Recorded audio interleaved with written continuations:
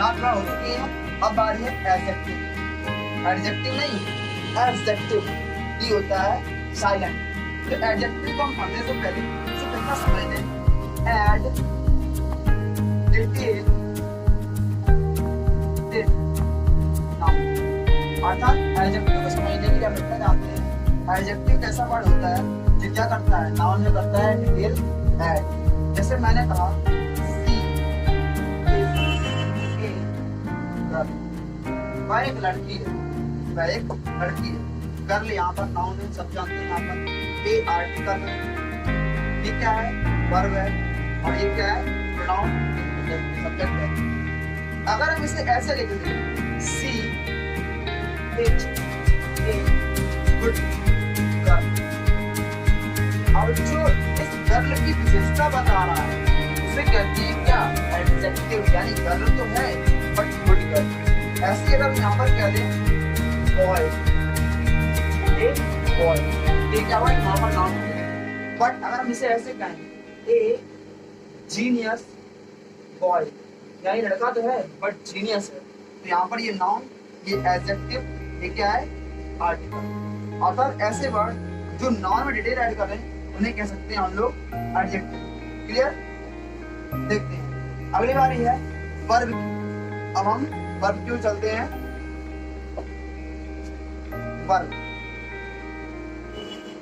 कुछ लोग कहेंगे वर्ब का मतलब है action. I think it is not true. Verb सिर्फ एक्शन को नोट नहीं करती है, वर्ब नोट करती है एक्शन को तो करती है, हैपनिंग, हैपनिंग को, पोजीशन को। अब ये हैपनिंग और पोजीशन होते क्या है, ये बड़ी बात है। किसी वर्ब का काम एक्शन नोट करना है, यानी एक्शन दर्शाना है, हैपनिंग को दर्शाना है और पोजीशन दर्शाना है। अब यहाँ हम इनकी चर्चा करते हैं। मैंने कहा she is writing a letter, वह एक पत्र लिख रही है। तो जो लिखने का काम है ये क्या है, एक्शन है। तो यहाँ पर जो इज है ये वर्ब, ये क्या बता रहा है, ये बता रहा है एक्शन। ये क्या बता रहा है, एक्शन। ये तो ठीक है। अगला हैपनिंग, हैपनिंग हम सब जानते हैं। मैंने कहा ड्रैग आउट,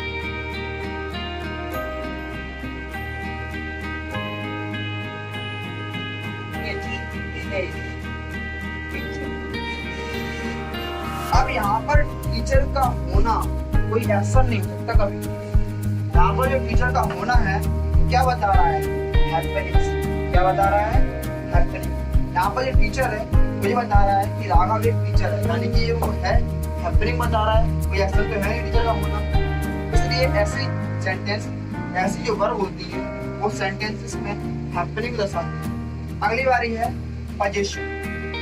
मैंने कहा आई हैव ए कार, मेरे पास एक कार है।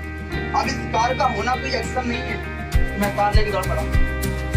इस कार का होना कोई एक्शन नहीं है, बल्कि इस कार का होना एक पोजीशन है, अधिकार है। पोजीशन मतलब अधिकार, यानी कि मेरे पास कुछ है, उसमें मेरा अधिकार है। आई हैव ए कार, वो कार मेरी है। यहाँ पर क्या है, हैव ए कार एक पोजीशन। यहाँ जो एडजेक्टिव है वही बता रहा है ये पोजीशन, क्या दर्शा रहा है, पोजीशन को। मैंने कहा आई हैड सम मनी, मेरे पास कुछ रुपए थे। तो रुपए मेरे थे, मतलब मेरा अधिकार था। तो रुपए क्या बता रहा है, कोई एक्शन नहीं बता रहे हैं। तब यहाँ पे जो हेड है तो ये क्या बता रहा है, एक पोजीशन बता रहा है। आई थिंक आप लोग वर्ब अच्छे से समझ चुके होंगे, वर्ब में कोई दिक्कत नहीं होगी। आप इसका स्क्रीनशॉट लीजिए और आगे बढ़ते हैं। समझ में आया या नहीं आया? अब आगे बढ़ते हैं हम लोग एडवर्ब। तो एडवर्ब में हम समझ में आ रहा है, अगर हम इसे डिफाइन करें, सॉरी इससे अगर हम थोड़ा समझने की कोशिश करें, एड प्लस वर्ब, इसका मतलब है एडवर्ब क्या करती है, एडवर्ब करती है वर्ब में डिटेल ऐड। एडवर्ब क्या करती है, वर्ब में डिटेल ऐड करती है। बट एडवर्ब साथ ही साथ एडजेक्टिव में भी डिटेल ऐड करती है, और बेसिकली एडजेक्टिव डिटेल ऐड करना ही इसका ज्यादातर काम होता है। अगर हम यहाँ पे कहें सी इज अ सिंगर, वह एक सिंगर है। यहाँ पर क्या है, subject verb article noun, singer एक नाउन है। इसके बाद अगर मैंने कहा she is a good singer, singer तो है बट कैसी है, गुड है। ये नाउन क्या कर रहा है, डिटेल ऐड कर रहा है, यानी ये क्या है, गुड यहाँ पर एडजेक्टिव है। गुड क्या है, एडजेक्टिव। अब जो एडजेक्टिव में डिटेल ऐड कर दे उसे कहते हैं क्या, एडवर्ब। जैसे कि मैंने कहा she is a very good singer, यानी कि वो सिंगर अच्छी तो है बट कितनी अच्छी है, वेरी गुड। यानी कि यहाँ पर डिटेल ऐड कर रहा है, किसमें कर रहा है, डिटेल कर रहा है एडजेक्टिव। और एडजेक्टिव ऐड करने वाले उनको क्या कहते हैं, एडवर्ब। आई थिंक आप लोगों को एडवर्ब समझ में आया। अगर हमें एडवर्ब एडजेक्टिव को पहचानना है तो हम यहाँ पर एक तरीका आजमा सकते हैं जो ज्यादातर टाइम्स इफेक्टिव होता है और उससे कई बार हमें हेल्प मिल जाती है। मैंने कहा आई एम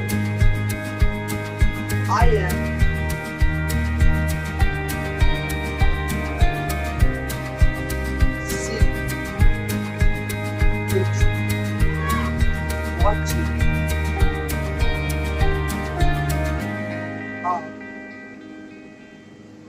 very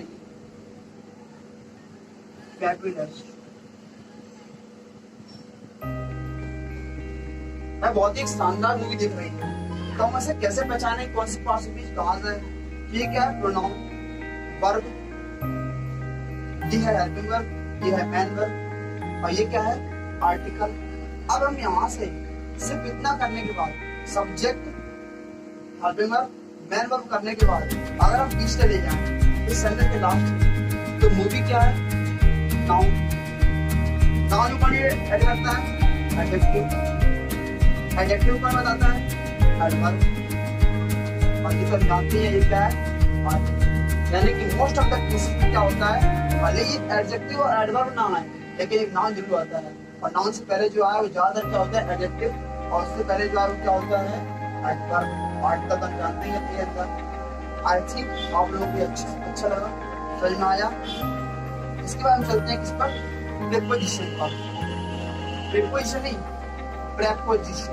क्या, प्रेपोजिशन।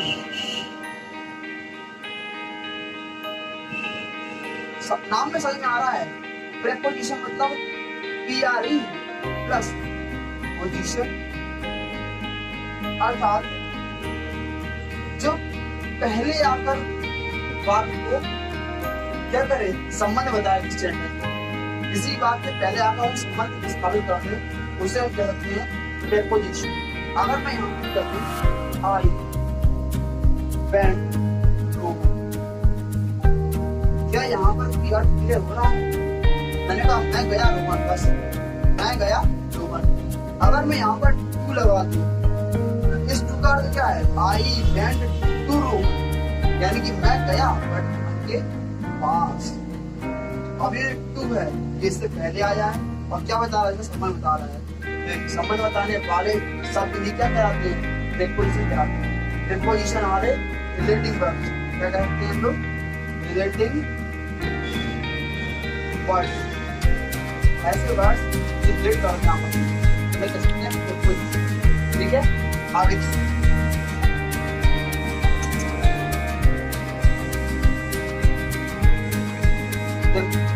और मैंने कहा कहीं पर प्रीपोजिशन, मैंने कहा आई लिव दिल्ली,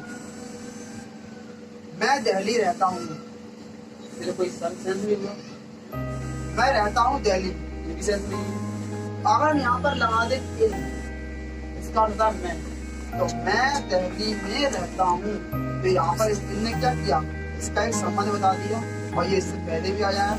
तो रिलेटिंग वर्ब कौन था, इन रिलेटिंग वर्ड था, इसे क्या कहा यहाँ पर, प्रेपोजिशन। प्रेपोजिशन फिक्स होती है, कई फिक्स भी होते हैं, कई अनफिक्स होते हैं, लेकिन हम बात सीरीज में अच्छी डिटेल से पढ़ेंगे पूरी सीरीज। अब आगे बढ़ते हैं कंजंक्शन। अब यहाँ पर कंजंक्शन,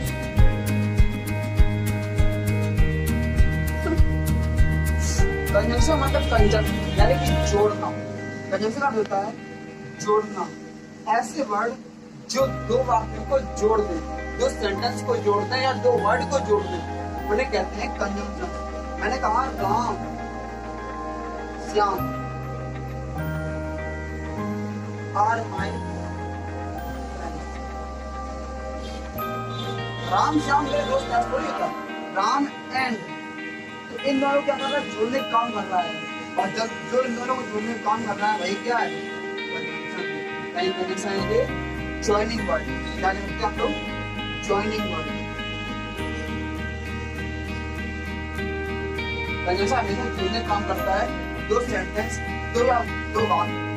अगर मैं यहाँ कहूँ एक छोटा सा बहुत Ram and Shyam are students,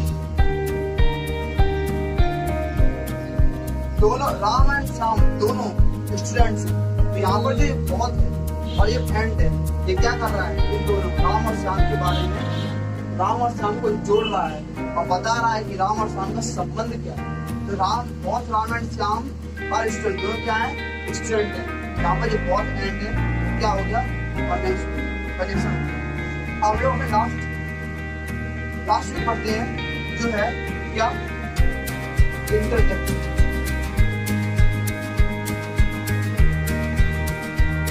अगर मैं इंटरजेक्शन की बात कर रहा हूँ तो इंटरजेक्शन वहां पर एक वर्ड है बस, उसे कहते हैं फीलिंग्स